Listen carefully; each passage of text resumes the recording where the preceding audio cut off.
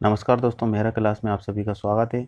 यदि आप मेरे चैनल पर नए हो तो कृपया करके लाइक, सब्सक्राइब और बेल आइकन पर जरूर क्लिक कीजिएगा। दोस्तों, एसएससी स्टाफ सिलेक्शन कमीशन से बड़ी खबर आ रही है। जूनियर इंजीनियर मैकेनिकल, इलेक्ट्रिकल और सिविल, जी हाँ, मैकेनिकल, इलेक्ट्रिकल, सिविल का रिक्रूटमेंट जारी हो चुका है और इसका फॉर्म भी स्टार्ट हो चुका है भरना है। 1 अक्टूबर 2020 से एग्ज़ाम फॉर्म स्टार्ट हो चुका है। तो दोस्तों, बिल्कुल टाइम वेस्ट ना करते हुए एग्ज़ाम आप फॉर्म भर दीजिए। और इसकी क्या क्या गाइडलाइंस है, नोटिफिकेशन क्या है, इस वीडियो के माध्यम से मैं आपको बता रहा हूँ। तो दोस्तों, टाइम वेस्ट ना करते हुए अपन वीडियो स्टार्ट करते हैं। एक बार फिर से मेरा क्लास में आप सभी का स्वागत करता हूँ। और यदि आप मेरे चैनल पर नए हो तो कृपया करके लाइक, सब्सक्राइब और बेल आइकन पर जरूर क्लिक कीजिए। तो वीडियो स्टार्ट करते हैं दोस्तों, एसएससी स्टाफ सिलेक्शन कमीशन ये सेंट्रल की जॉब है दोस्तों, ठीक है ना, जिसके अंदर junior engineer civil civil mechanical, electrical and quantity surveying contracts examination 2020, ठीक है। तो इसकी submission of online application 1 October 2020 तथा 30 अक्टूबर 2020, मतलब 1 अक्टूबर से इसका एग्ज़ाम फॉर्म फिल स्टार्ट हो चुका है दोस्तों। और इसकी लास्ट डेट कितनी है? 30 अक्टूबर 2020। इसके बाद last date and time of receive of application 30 October 2020 तक रहेगी, ठीक है ना। इसकी जो एप्लीकेशन होता है लास्ट डेट रिसीव करने की, उसकी लास्ट डेट कितनी है? 30/10/2020।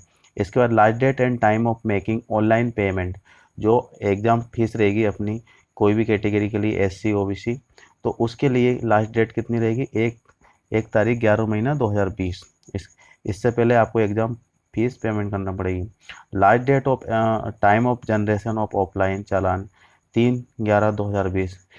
यदि कोई ऑनलाइन मोड से नहीं करना चाहता है तो वो ऑफलाइन मोड से कर सकता है, जिसकी लास्ट डेट कितनी रहेगी? 3/11/2020 तक।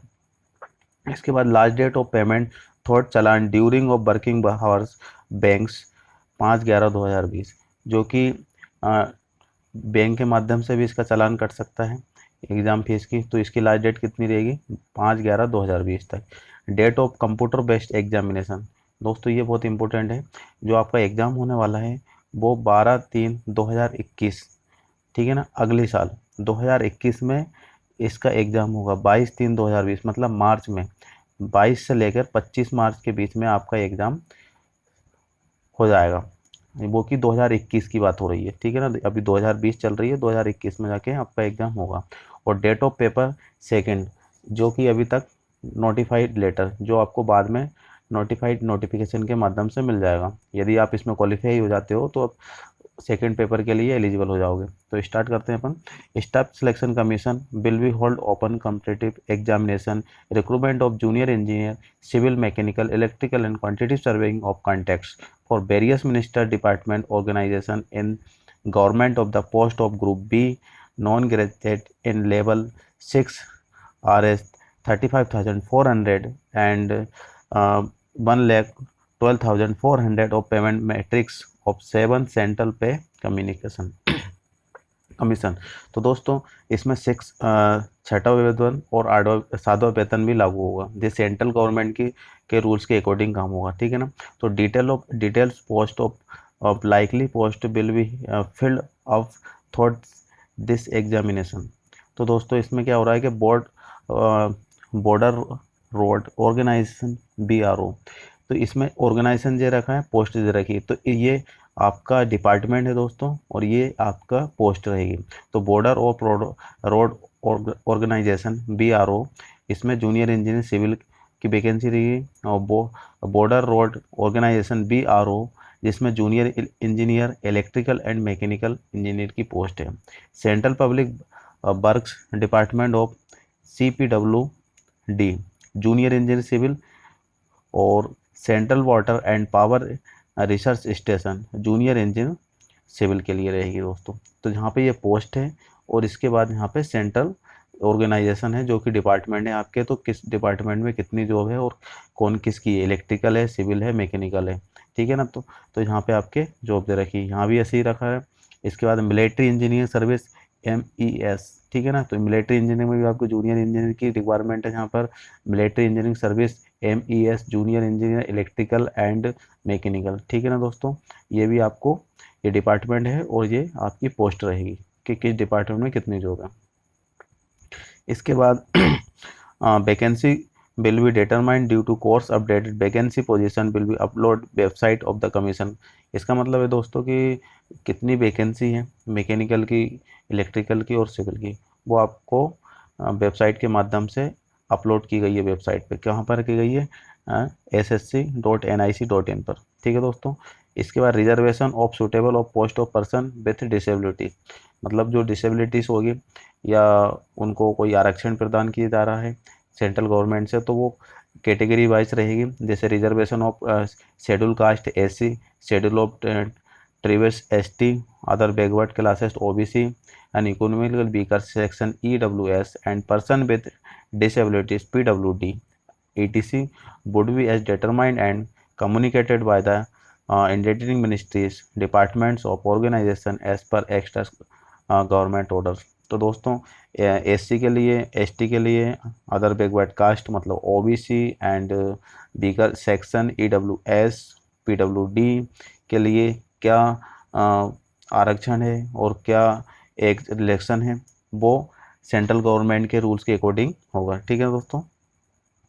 इसके बाद इसमें ऐसा कुछ भी नहीं है दोस्तों, अपन आगे चढ़ते हैं थोड़ा सा। इसके बाद टाइप्स ऑफ डिसेबिलिटी, ये आपको पता ही है, ठीक है ना। तो blindness and low visions BH, dead deep and hard of hearing HH, ठीक है। तो इसमें ऐसा कुछ बताने का है नहीं है। डिसेबिलिटी यदि आपकी होती है तो वो ठीक है, नहीं हो तो कोई दिक्कत नहीं, उसको छोड़ देना।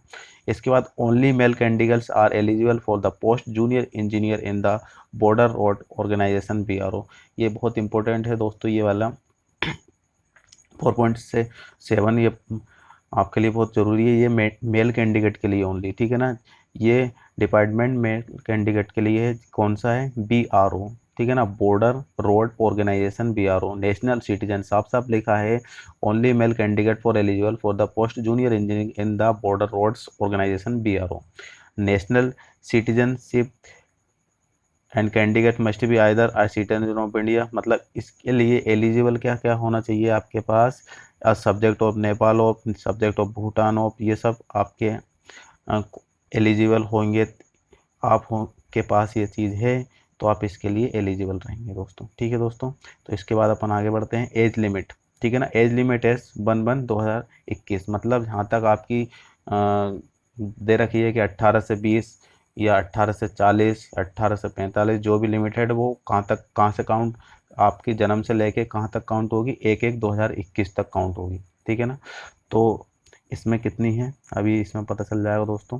तो जैसे ऑर्गेनाइजेशन मतलब जो डिपार्टमेंट रहेगी, जो पोस्ट है और जो आपकी लिमिट रहेगी, तो border road organisation junior engineer civil के लिए अप टू 30 ईयर्स, ठीक है ना। कितनी ईयर्स है इसके लिए? 30 ईयर्स है, मैक्सिमम 30 ईयर्स है। इसके बाद border road organisation junior engineer electrical and mechanical up to 30 years, okay. Central public work department CPWD junior engineer civil up to 32 years, okay. Central public works department junior engineering electrical up to 32 years, ठीक है दोस्तों।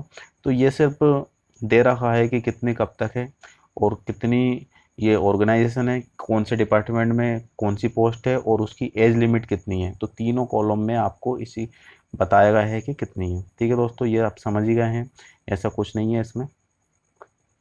यदि आपकी लग रहा है तो देख लीजिए, इसमें आपको दिया military engineering service MES junior engineer civil up to 30 years, ठीक है ना। ये तो एज लिमिट दे रखी है। इसके बाद आपको एज रिलेक्शन मिलेगा, आपको छूट मिलने वाली है आपकी, मतलब आपकी कैटेगरी से अकॉर्डिंग।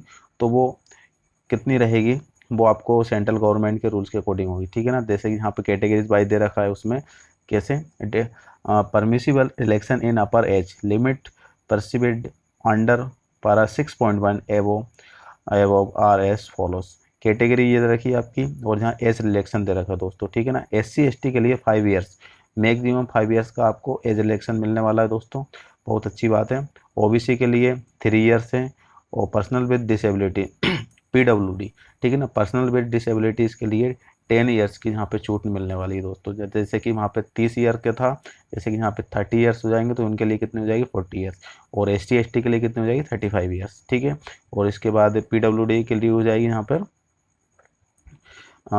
40 ईयर्स। इसके बाद अपन PWD प्लस OBC, यदि PWD है और OBC है तो उसको 13 ईयर्स की छूट मिलने वाली है। और PWD SC plus ST SC तो है तो उसको 15 ईयर्स की छूट मिलने वाली है। तो टोटल उसकी जैसे 30 ईयर्स है डिपार्टमेंट के अकॉर्डिंग, यहाँ पे देखिए 30 ईयर्स है तो इसमें 15 ईयर्स प्लस हो जाएगी, तो उसकी मैक्सिमम एज कितनी हो जाएगी 45 ईयर्स। ये इसको अच्छी तरीके से समझ लेना दोस्तों। इसके बाद ये एक सर्विसमैन, ये एक सर्विसमैन मतलब जो रिटायर हो चुके थे, जो भूतपूर्व सैनिक होते हैं, उसको 3 years after duration of military service rendered और द एक्चुअल एज, तो उसको 3 ईयर्स का छूट मिल जाएगी इसमें। डिफेंड पर्सनल डिसेबिलिटीज़ के लिए 3 ईयर्स इसमें मिलने वाली है। Defend personal disabilities operation during hostilities, इसके लिए 8 ईयर्स की छूट मिल जाएगी। तो दोस्तों इसके बाद date of birth filled with the candidate the online application form and the same record and matriculation second examination certificate will be the accepted by the communication of determining in the age of not subsequent request for the change will be considered और granted। मतलब दोस्तों कि आपकी जो date of birth fill करोगे ना वो matriculation मतलब 10th क्लास में जो फिल होगी वही फिल करना, ठीक है ना। अच्छी तरीके से फिल करना, आपका नेम, आपके डेट ऑफ बर्थ, आपका फादर्स नेम, आपकी मदर्स नेम जो मेट्रिकुलेशन के अकॉर्डिंग ही होगी, आपकी जो 10वीं की मार्कशीट रहेगी उसके अकॉर्डिंग ही फिल करना आपके एग्ज़ाम फॉर्म भरते टाइम, ठीक है। इस बात का जरूर ध्यान रखना। इसके बाद इसमें ऐसा कुछ नहीं है। आगे बढ़ते हैं दोस्तों। यदि आप मेरे चैनल पर नए हो तो कृपया करके लाइक, सब्सक्राइब और बेल आइकन पर जरूर क्लिक कीजिएगा, ठीक है दोस्तों। तो दोस्तों essential education qualification experience S11 2021, ठीक है दोस्तों। तो इसमें वेरियस पोस्ट के लिए एक्सपीरियंस कितना होना चाहिए आपके पास, ठीक है ना। तो ये भी बहुत ज़रूरी मायने रखा था दोस्तों। तो इसमें देखो यहाँ पे पोस्ट दे रखी है, यहाँ पे एजुकेशन एंड अदर क्वालिफिकेशन, ठीक है ना। तो उसकी एजुकेशन की क्वालिफिकेशन है और यहाँ पे पोस्ट है, जैसे कि junior engineer civil water roads organisation ministry of defence, degree of civil engineering from recognised university institute, there are 3 years diploma in civil engineer recognized university institute board and 2 years working experience in planning। देखो दोस्तों आपको ये तो पता है कि यदि engineer की पोस्ट है जूनियर इंजीनियरिंग की तो आपको डिप्लोमा प्लस डिग्री तो होना चाहिए, डिप्लोमा या डिग्री आपके पास होना कंपलसरी है। अब इसके बाद एक्सपीरियंस कितना है वो मैं आपको बताता चलता हूँ, और बाकी आपको डिप्लोमा और डिग्री तो बिल्कुल होना चाहिए इसके लिए फॉर्म डालने के लिए, ठीक है ना। तो ये तो मैं नहीं बता रहा हूँ और ये आप समझते हो। तो एक्सपीरियंस मैं आपको बताता जाऊँगा, और आपको ये तो पता है कि डिप्लोमा और डिग्री आपके लिए इस फॉर्म के लिए बहुत ज़रूरी है। यदि आप इस चीज़ से ग्रेजुएशन हो तो आप ये फॉर्म बिल्कुल डाल सकते हैं। तो यहाँ पे देखिए जूनियर इंजीनियर में बॉर्डर ऑफ रोड ऑर्गेनाइजेशन, इसमें आपको क्या 2 ईयर्स एक्सपीरियंस चाहिए। आपको कितना, यहाँ पे लिखा है 2 ईयर्स एक्सपीरियंस, ठीक है ना। Planning execution maintenance of civil engineering work, इसके अंडर में आपको 2 साल का एक्सपीरियंस चाहिए दोस्तों। इसके बाद junior engineer electricals mechanical water roads organisation ministry, इसमें भी आपको 2 ईयर्स का एक्सपीरियंस चाहिए, ठीक है ना। बाकी एजुकेशन आपको पता ही है, ग्रेजुएशन आपके पास क्या होना चाहिए, कोई यूनिवर्सिटी से ग्रेजुएशन होना चाहिए, डिप्लोमा होना चाहिए, ठीक है।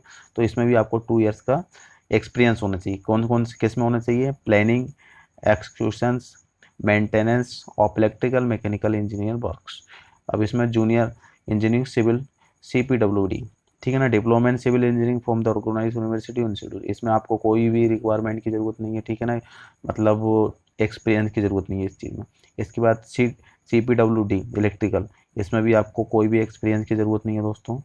इसके बाद यहाँ भी आपको कोई भी ज़रूरत नहीं है एक्सपीरियंस के, आपको एक्सपीरियंस रिक्वायरमेंट है यहाँ पे। Junior engineer mechanical central water power research station, diploma in mechanical engineer from a recognised institution, ठीक है ना। तो यहाँ भी आपको कुछ कुछ पोस्ट पे एक्सपीरियंस मांगा गया है और कुछ कुछ पोस्ट पर एक्सपीरियंस नहीं मांगा है, जैसे कि नावल यहाँ पे 2 years experience the respective field, मतलब जो इस फील्ड में जो फील्ड होगी इसकी, उसी फील्ड में आपको 2 साल का एक्सपीरियंस होना ज़रूरी है, ठीक है ना दोस्तों। इसके बाद junior engineer electrical directive of quality assurance novels, इसमें भी आपको 2 ईयर्स एक्सपीरियंस चाहिए। कौन सी फील्ड में? जिस फील्ड में आपका डिपार्टमेंट है उसी फील्ड में आपको 2 साल का एक्सपीरियंस कंपलसरी है। Junior engineer civil Farakka barrage project, इसमें आपको बिल्कुल भी एक्सपीरियंस की ज़रूरत नहीं है, 1 साल का ना 2 साल का, ठीक है ना। जहाँ भी आपको इस पोस्ट में भी आपको एक्सपीरियंस की ज़रूरत नहीं है दोस्तों। इसके बाद junior engineer electrical mechanical MES, मतलब मिलिट्री के लिए है, तो इसमें भी आपको 2 years experience in planning execution of maintenance of electrical of mechanical engineer works, इसी डिपार्टमेंट में आपको 2 साल का एक्सपीरियंस होना जरूरी है दोस्तों इस फॉर्म के लिए। या junior engineer civils national technical research organisation diploma of civil engineer from recognise of university, इसमें आपको कोई भी एक्सपीरियंस की ज़रूरत नहीं है दोस्तों। तो आगे चलते हैं अपन।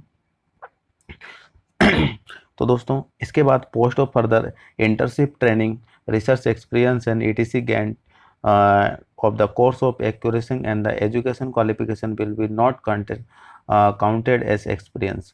दोस्तों जैसे कि आप इंटर्नशिप करते हो कहीं भी 1 साल की 2 साल की, तो आप उसको 2 साल का सर्टिफिकेट माना जाता है, ना कि वो एक्सपीरियंस होता है, ठीक है ना। आपको इंटर्नशिप कि आपका एक्सपीरियंस काउंट नहीं होगा, इस बात का ज़रूर ध्यान रखना। मतलब आपने कहीं से भी इंटर्नशिप की है और तो आपकी वो एक्सपीरियंस में काउंट नहीं होगा। आपको कहीं भी काम करना होता है, वो काम मतलब कोई एम्प्लॉय होंगे आप, तो उसका रिक्वायरमेंट आपका काउंट होगा, ठीक है ना। इस बात का ज़रूर ध्यान रखना। तो दोस्तों आगे चलते हैं अपन फिर। ऐसा इसमें कुछ नहीं है जो आपको बता सकता हूँ दोस्तों में। और इसके बाद how to apply application and application दोस्त, ठीक है ना। तो ये MP ऑनलाइन के माध्यम से और आप अपने मोबाइल से आपके सिस्टम से कहीं से भी आप फॉर्म फिल कर सकते हो, ठीक है ना। तो इसकी एग्ज़ाम फिल मैं बता देता हूँ दोस्तों। एग्ज़ाम फीस आपकी कितनी रहेगी? जनरल कैटेगरी के लिए और OBC कैटेगरी के लिए 100 रुपीज़ है, और SC ST और वुमेन के लिए कोई भी फीस नहीं है, 0 फीस है, नील फीस है, ठीक है दोस्तों। सिर्फ एग्ज़ाम फीस किसके लिए रहेगी? जनरल और OBC कैटेगरी के लिए, ओनली मेल पर्सन, और बाकी सभी कैटेगरी के लिए जो वुमेन होगी उनके लिए कोई भी फीस नहीं देना होगा, ठीक है दोस्तों। बस इसके बाद आप MP ऑनलाइन कहीं से भी आप फॉर्म डाल सकते हो। ये तो आपके फ़ोटो मोटो कितने क्या होना चाहिए, ये सब आप जाओगे तो आपको वहाँ पे मिल जाएंगे, ठीक है ना, वो बना देते हैं MP ऑनलाइन वाले। इसके बाद अपन आगे चलते हैं सेंटर ऑफ एग्जामिनेशन। अब सेंटर ऑफ ऑर्गेनाइजेशन देखिए, यहाँ पे आपको SSC regions of stay UT under of the session of region central of CR, ये छत्तीसगढ़ का है दोस्तों, ठीक है ना। छत्तीसगढ़ में आपको इस जगह पे देखा जैसे हरभंगरा, इसके बाद मुजफ्फरपुर और पटना, ठीक है ना, जो डिफरेंट डिफरेंट झांसी है, इसके बाद मिरुति है, कानपुर है, तो ये यहाँ पे अलग अलग तरीके से दे रखा है दोस्तों, ठीक है ना। ये कहाँ पे है? छत्तीसगढ़ का दे रखा है दोस्तों। फिर इसके बाद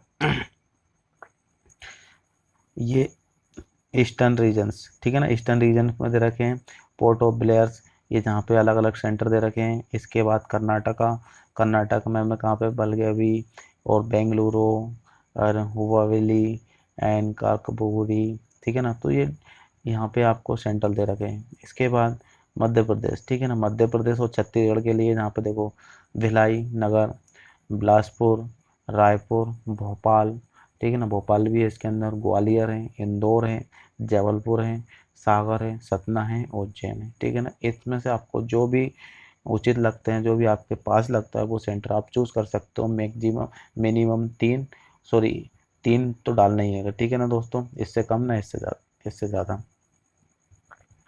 इसके बाद मध्य प्रदेश, ठीक है दोस्तों, इसमें जो सब सेंटर दे रखे हैं अलग अलग तरीके से, southern regions, north western of sub regions, ये सभी के लिए अलग अलग सेंटर दे रखे हैं। आप जहाँ से एग्ज़ाम देना चाहते हैं बिल्कुल दे सकते हो एग्ज़ाम, ठीक है ना। वो सेंटर रहेंगे जहाँ आपका एग्ज़ाम होगा कंप्यूटराइज, वहाँ पे होगा। Scheme of examination, this examination of the consist of the paper first computer based examination and second paper description type details of this paper of the follows. जो फर्स्ट पेपर होगा आपको computerise होगा, online होगा, ठीक है ना, और second paper होगा डिस्क्रिप्ट होगा टाइप, ठीक है ना दोस्तों। तो आपको पहला पेपर की जानकारी आपको मैं बता रहा हूँ दोस्तों। सेंट्रल इंटेलिजेंस एंड रीजनिंग, ठीक है ना, पेपर फर्स्ट में आपको सेंट्रल इंटेलिजेंस ऑफ रीजनिंग दी जाएगी, 50 मार्क्स की होगी यहाँ पे। इसके बाद इसमें आपको टाइम कितना रहेगा, 2 घंटे मिलेंगे, 120 मिनट आपको मिलने वाली है दोस्तों। इसके बाद सेंट्रल अवेयरनेस, इसमें भी 50 नंबर का रहेगा आपका पेपर। और इसके बाद पार्ट ए में, मतलब दोनों एक ही है। इसके बाद पार्ट बी, पार्ट बी क्या है, जनरल इंजीनियर। जनरल इंजीनियर मतलब इलेक्ट्रिकल के, तो इलेक्ट्रिकल पार्ट में से पूछा जाएगा। यदि मैकेनिकल को हो तो मैकेनिकल पार्ट में से पूछा जाएगा, ठीक है ना दोस्तों। वो आपको 100 नंबर के रहेंगे। अलग जो पेपर रहेंगे, मतलब जनरल अवेयरनेस, रीजनिंग, जी के, ठीक है ना, तो वो आपको 100 नंबर की रहेगी। और आपके जो पार्टिकुलर सब्जेक्ट रहेगा वो आपको 100 मार्क्स का रहेगा दोस्तों, ठीक है ना। इसके बाद सेकंड पेपर कब होगा, जब आप फर्स्ट पेपर क्वालिफाई कर लेते हैं, इसके बाद आपका सेकंड पेपर होता है। तो वो कैसे होता है, रिटन एग्जामिनेशन होता है दोस्तों। ये central engineering of civil structures, ठीक है ना, पार्ट बी इंजीनियरिंग इलेक्ट्रिक्स, ये 300 मार्क्स का होता है। कितना का होता है, 300 मार्क्स का। और यहाँ भी आपको 200 का टाइम मिलने वाला है दोस्तों, ठीक है ना। 200 मतलब 120 मिनट्स का आपको टाइम मिलने वाला है दोस्तों, ठीक है ना। अब इसके बाद अपन आगे चलते हैं। इसमें ऐसा कुछ भी नहीं है दोस्तों जिसमें आपको बता सकता हूँ। काफ़ी पेज है दोस्तों, यदि मैं पूरा बताऊँगा तो आप बोर हो जाओगे और वीडियो भी थोड़ी लेंदी हो जाएगी। तो मैं थोड़ा शॉर्ट शॉर्ट में आपको बता रहा हूँ, आपके इम्पोर्टेंट के लिए ओनली, जो आपको ज़रूरत है उसी चीज़ की मैं आपको बताने वाला हूँ दोस्तों, ठीक है दोस्तों। दोस्तों ये सिलेबस आ गया है, ठीक है ना। अब सिलेबस के लिए मैं अलग से आप एक वीडियो बनाऊंगा दोस्तों, क्योंकि इसमें वीडियो आपकी बहुत लेंदी हो जाएगी, ठीक है ना। उसमें सिलेबस, आपका सिलेबस ही सिलेबस रहेगा, ठीक है दोस्तों। उसमें सभी मतलब इलेक्ट्रिकल, सिविल और मैकेनिकल तीनों सब्जेक्ट पोस्ट के लिए अलग अलग एक ही वीडियो बनाने वाला हूँ दोस्तों मैं। तो इसमें आपको सिलेबस में ज़्यादा कुछ नहीं बताने वाला हूँ, ठीक है ना। सिलेबस इसमें दे रखा है, ठीक है ना। तो मैं आपको एक अलग से तरीके से, बहुत अच्छी तरीके से एक्सप्लेन करूंगा इसमें, क्योंकि वीडियो इसमें बहुत लेंदी हो जाएगी दोस्तों। तो मैं इसमें आपको सिलेबस नहीं बता रहा हूँ, ठीक है ना। तो बस इसमें एक एक चीज़ और बता देता हूँ, जैसे एडमिशन टू द एग्जामिनेशन। जब आप एग्ज़ाम देने जाओगे तो आपको क्या क्या लेकर जाना है, ठीक है ना। आधार कार्ड हो गया, आपकी गवर्नमेंट कोई भी जिसमें आपका पर्टिकुलर फ़ोटो हो, ठीक है ना, जैसे कि आपका लाइसेंस हो गया, वोटर आईडी कार्ड हो गया, आधार कार्ड हो गया, ठीक है दोस्तों। जिसमें आपका नाम, जैसे एडमिट कार्ड होगा ना, एडमिट कार्ड को तो ले जाते ही हैं। एडमिट कार्ड के अलावा जो उसमें नाम फिल हो वही डॉक्यूमेंट्स लेके जाना, ठीक है ना। तो सब कुछ सेम होना चाहिए। एक फ़ोटो भी ज़रूर लेके जाना, हो सकता है वहाँ पे यदि फ़ोटो की रिक्वायरमेंट हुई तो फ़ोटो भी लगता है, ठीक है दोस्तों। जिसमें से आधार कार्ड होगा, print out of e Aadhaar, voter ID, driving licence, PAN card, passport, school college ID card and employ ID card, ठीक है ना। ये आपको डिफरेंट डिफरेंट तरीके से, ये तो सब आपको पता है क्योंकि आप इंजीनियर हो, ठीक है ना दोस्तों। आप इंजीनियर के लिए एलिजिबल हो तो ये आपको चीज़ को पता है, ठीक है ना। तो अब इसमें ऐसा कुछ नहीं है दोस्तों। पोस्ट ऑफ परफॉर्मेंस, प्रेजेंस, ऐसा कुछ नहीं है इसमें। मोड ऑफ सिलेक्शन, हाँ ये एक चीज़ और तो बता देता हूँ, बहुत इंपॉर्टेंट है ये वाली। Movement of qualification, paper first के लिए आपको मिनिमम 30% स्कोर होना चाहिए, ठीक है ना। किसके लिए, जनरल कैटेगरी के लिए, ओबीसी ईडब्ल्यूएस के लिए 25% क्वालिफाई होना चाहिए इस फर्स्ट पेपर के लिए। और अदर्स उसके लिए 20% उस फर्स्ट पेपर के लिए आप पास होना चाहिए, मतलब वो क्वालिफाई होना चाहिए 20% मिनिमम। इसके बाद जो मेरिट लिस्ट बनेगी वो इसके अकॉर्डिंग वो अलग है। क्वालिफाई के लिए आपको 20% होना चाहिए, ठीक है ना। तो based on normalisation, based on score of paper 1 computer based examination, candidate will be short list category by to appear in paper second, ठीक है ना। तो इसमें आपको बता दिया है कि आपको जो फर्स्ट में शॉर्ट लिस्ट होंगी, फर्स्ट पेपर में जैसे 30% है, अब उसकी लिस्ट बनेगी मेरिट, तो उसके लिए जो एलिजिबल होगा वो सेकंड पेपर के लिए पास हो जाएगा, तो वो सेकंड पेपर के लिए एलिजिबल हो जाएगा, ठीक है दोस्तों। इसके बाद based on the performance of paper first, paper third candidate will be the short list for the document verification. अब इसके बाद जो फर्स्ट पेपर क्वालिफिकेशन हो जाएगा, सेकंड पेपर क्वालिफिकेशन हो जाएगा, उसके लिए फिर थर्ड राउंड होगा, वो आपको डॉक्यूमेंट वेरिफिकेशन होगा दोस्तों। क्या होगा, डॉक्यूमेंट वेरिफिकेशन। आप पास हो जाएंगे फिर डॉक्यूमेंट वेरिफिकेशन हो जाएगा। इसके बाद क्या होगा, final selection and allocation ministry of department organisation will be made on basic of performance of candidate part 1 paper second and the preference of ministry of department organisation them the document verification.